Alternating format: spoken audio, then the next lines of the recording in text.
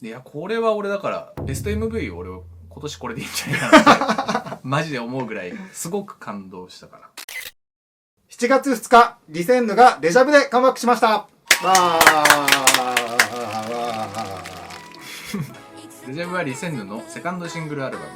ディアレストのタイトル曲です。はい。で、アルバム名のディアレストは、親愛なるのディアの最上級で、最愛の人を意味する言葉です。うん。個人的な感想、そのタイトルに対して言うと、直感的にはその、親愛なる、最愛の人っていうのは、ファンダムリマインのことを指しているようにも見えますし、文字から、そのディアレストっていう文字からは、これは造語だけど、その耳の最上級、イヤーのレスト、イヤーの EST という意味の耳の最上級っていう言葉とか、フォレスト、森ですね。とか、レスト、休息などをこう複合的な造語として組み込んで、その辺をいろいろこう混ぜたディアレストっていうタイトルにしてるのかなっていう印象も受けます。で、リセンヌは今回のアルバムに、誰かの記憶の中に愛情とともに深く残りたいという願いを込めていて、アルバム紹介の1行目には、雨降ってとどまる草の香りのように最も鮮明な残響になりますようにという文章がありまして、で、アルバムのデザインのメインカラーとしても、草をイメージするグリーンで構成されてはいるんですけど、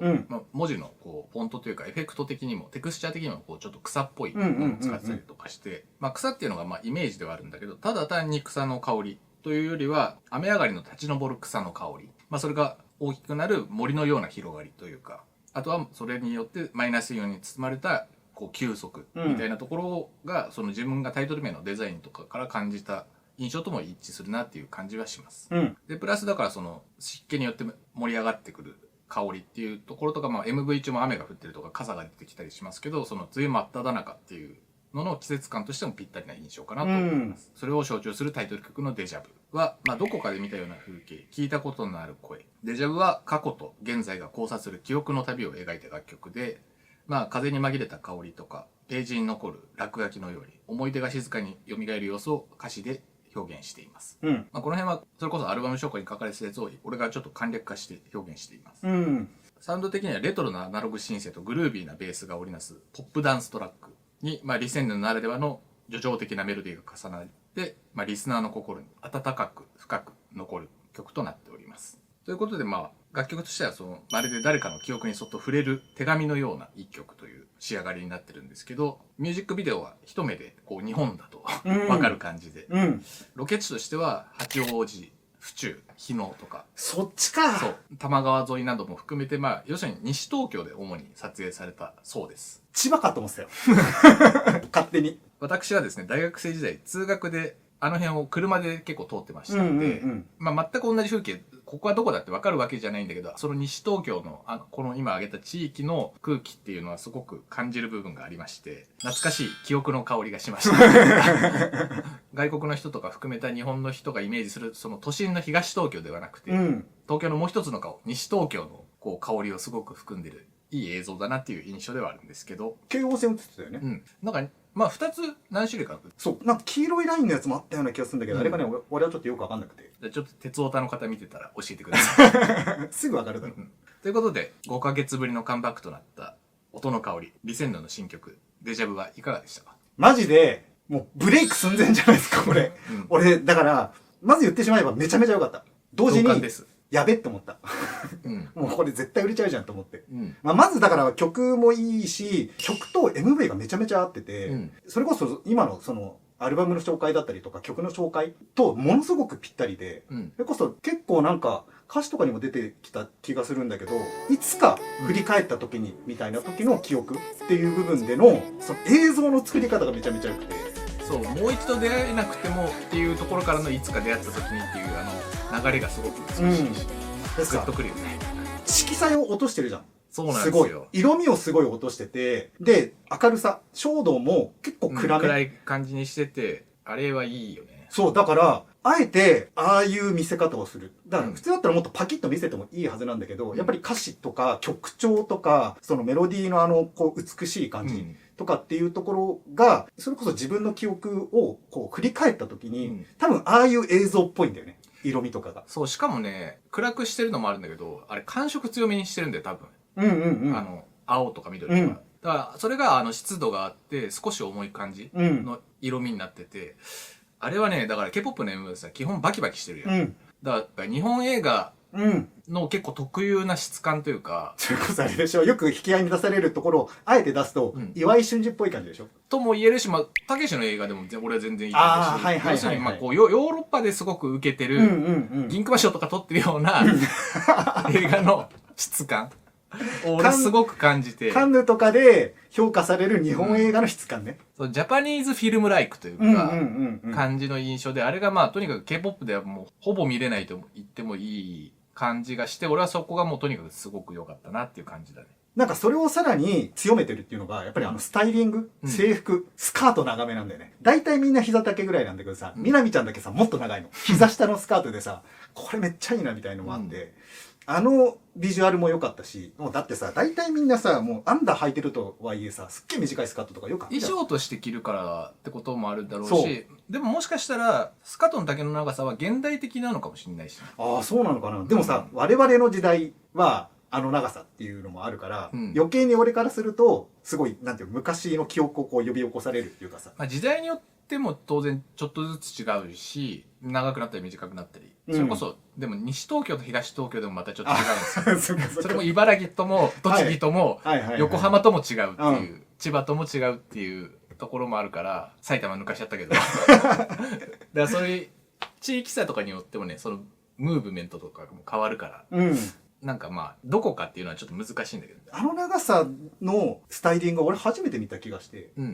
それもめっちゃ良かったし、やっぱりなんかもう映像一つ一つが美しいというか、まあでも今回ちょっとやっぱり前回に引き続きメイちゃんが非常にやばくてですね、冒頭からのびっくりするところ、あれめちゃめちゃいい演技だなと思って。バスで驚かされる。そうそう。っていうところ、あれ絶対難しいと思うんだけど、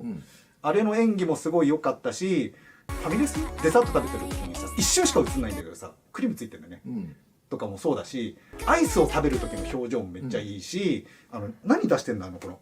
花びらじゃないかな。その前にこう、みなみちゃんだけ川沿いとかをこう散策するシーンがあるから、そこで映ってるお花を集めてんねん。タンポポが印象的だけどね。そう、だからこうバタバタバタってさ、ちょっと引きでさ、やるとことかさ、もうなんか結構印象的なシーンがめちゃめちゃ多くて。特にその花のところは俺は一番印象的だったかな。あれいいよね。いいカットだよね。あとなんかMV でもあるんだけど、それこそ一番最後さ、全員がこう一列になってさ、こう一人一人決めてって最後ボニーが出てくるんだけど、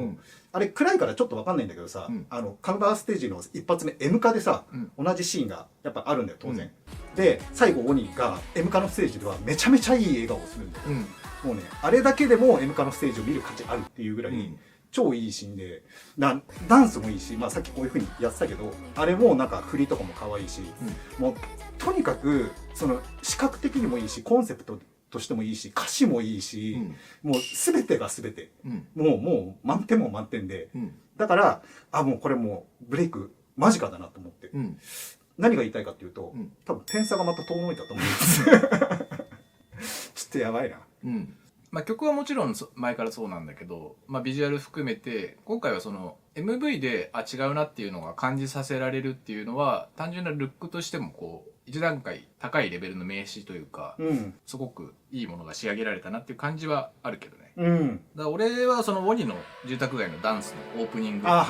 そこがもうまずさ、住宅街でさソロダンスから始まるっていうのがないじゃん。K-POP 俺も初めて見た。だからあの時点でやばっと思って、オープニング初めて見た。いや新鮮すぎるだろうと思ったし、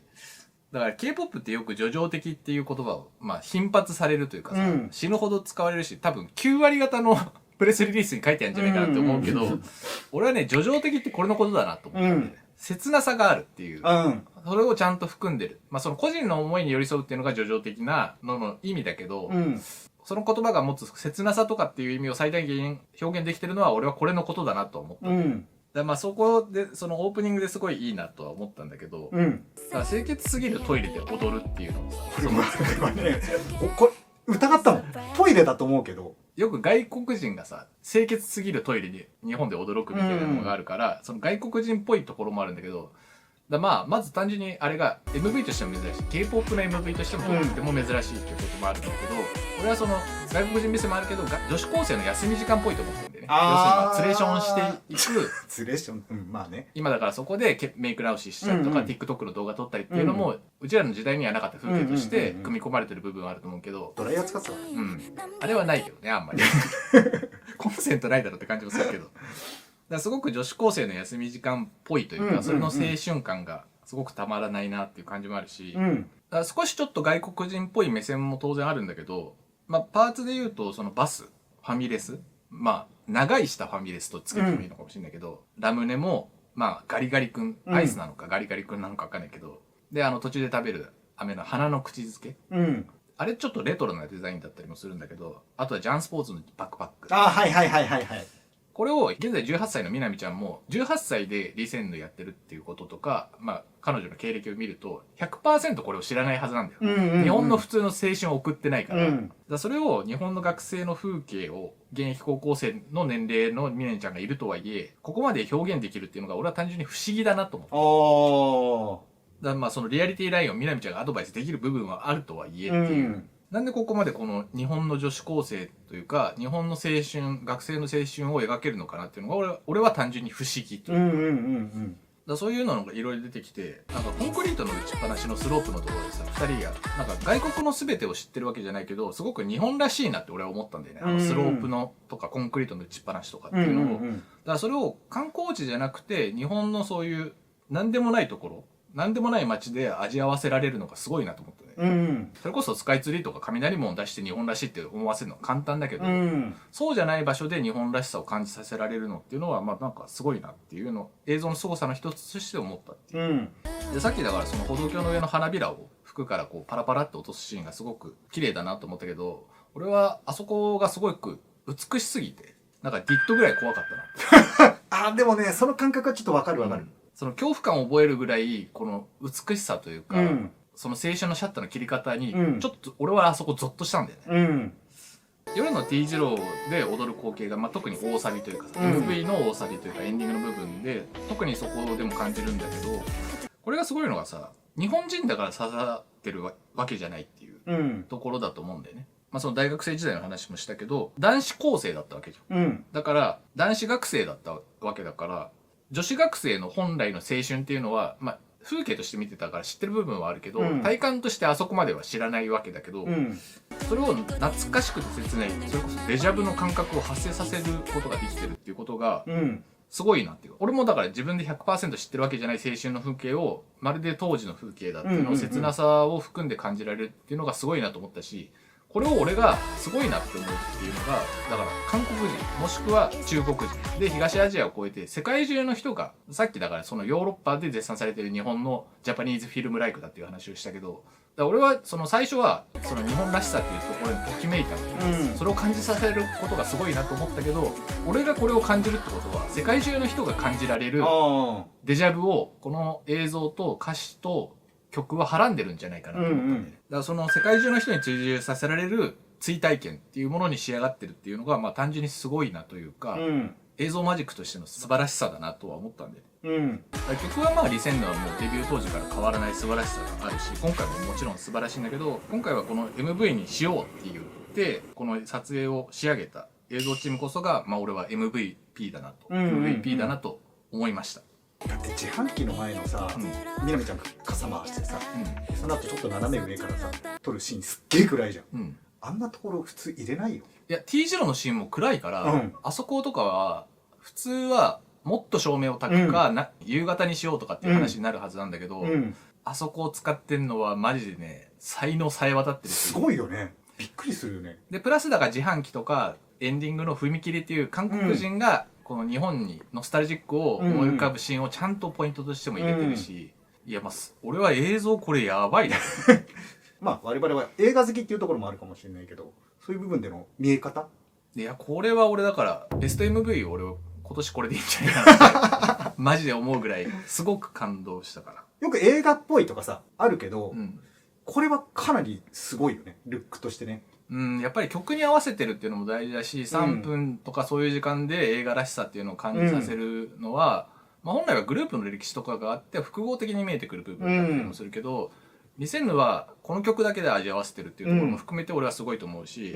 だその話で言うとこれまでリセンヌは音楽的にはとても印象深い香りを残してきたけど、映像単体だけで言うとまあそこまでのものは正直俺はなかったと思うんだよね。音楽面に比べたら。だから今回は俺はそれが果たせた曲だったなと思ったし、そのリセンヌの本人たちのビジュアルは前からいいっていう評判だったけど、その全体の映像としてのビジュアル、ルックとしてすごく新しい魅力になったんじゃないかなと思います。でも映像作品だよね、完全にね。とりあえずあれだね、カムアしたので、日本でのリリーベを待ってますよ。マジで。だからまあ、チェンさんイ・ジョホン代表に会ったりとかしたけど、そんなこともあったなっていうデジャブにならなきゃいいよね。リセンヌに簡単に会えてたなっていうデジャブになってなきゃいいよね。いや、それね、思ったんだよ。もう、極端なこと言うと、うちのチャンネルいらなくないですか？うちのチャンネル力にもう必要なくないですか？まあ、リセンヌも言ってるじゃん。もう一度会えなくても仕方ない的なことをさ。会いたい。もう一度は会いたい。いつか